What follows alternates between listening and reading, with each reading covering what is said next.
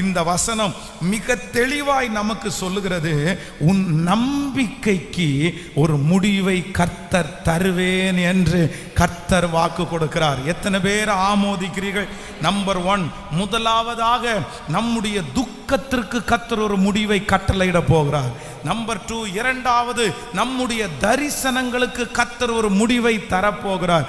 மூன்றாவதாக இந்த இடத்திலே வாசிக்கிறோம், நிச்சயமாகவே முடிவு உண்டு, உன் நம்பிக்கை வீண் போகாது. ஹல்லேலூயா.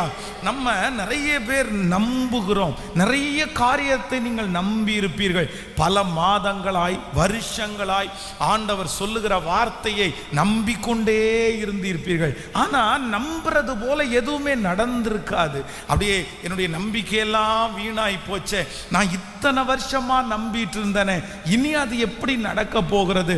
ஆனால் கர்த்தர் இன்றைக்கு தெளிவா வாக்கு கொடுக்கிறாரு, இல்லை மகளே, இல்லை மகனே, உன் நம்பிக்கை ஒரு நாளும் கெட்டு போகிறதற்கு கர்த்தர் விட மாட்டார். உங்களை குறித்து கர்த்தர் நம்ப பண்ணினதை கர்த்தர் நிறைவேற்றுவார்.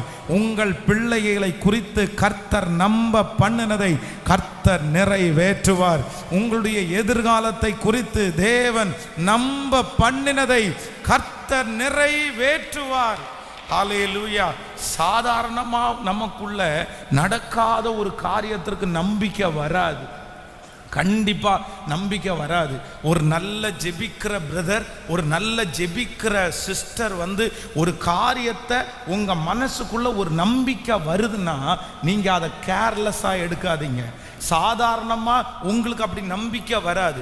என்னுடைய கணவனார் கண்டிப்பா ரட்சிக்கப்படுவார் அப்படின்ற ஒரு நம்பிக்கை உங்களுக்குள்ள ஆணித்தரமா இருக்கா? எத்தனையோ பேர் எதிர்த்தாங்க. அவங்க பெத்த அம்மா அப்பாவே சொல்றாங்க, அவன் மாற மாட்டான், நீ என்ன இன்னும் நம்பிட்டு இருக்க அப்படின்னு சொல்றாங்களா? ஆனா ஜெபிக்கிற உங்க மனசுக்குள்ள அது நடக்கும் அப்படின்னு நம்பிக்கை இருக்குதா? நீங்க அந்த நம்பிக்கையை உறுதியா பிடிங்க. அது உங்களுக்கு சாதாரணமா வந்ததில்லை.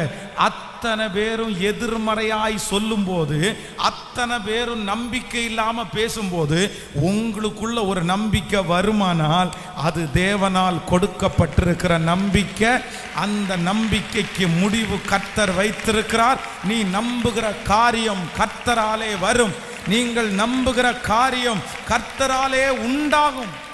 நீங்க நம்புகிறதை கர்த்தர் நமக்காய் செய்ய வல்லவராய் இருக்கிறார். ஹல்லேலூயா.